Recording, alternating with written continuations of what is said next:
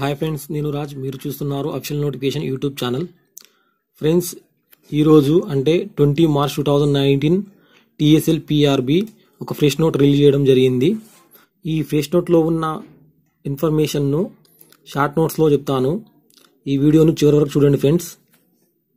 ఈ ఫ్రెష్ నోట్లో performance seat గురించి ఇవ్వడం జరిగింది.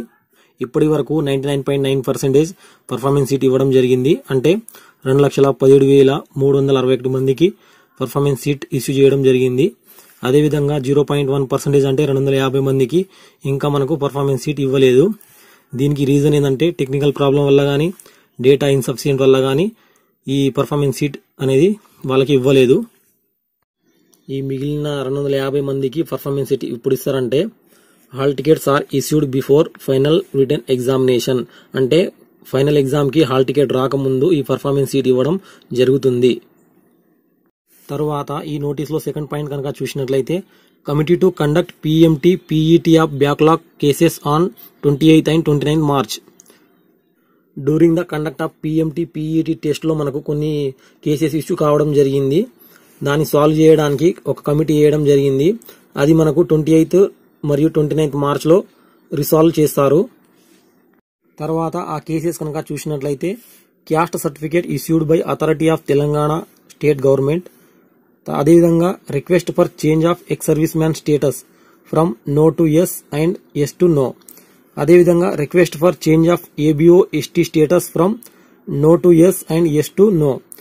తర్వాత requesting for change of gender from male to female and female to male while filling online application. తరువాత request for change of caste from SC ST BC to OC. తర్వాత court related matter ఉన్న ఇష్యూని మనకు solve చేయడం జరుగుతుంది.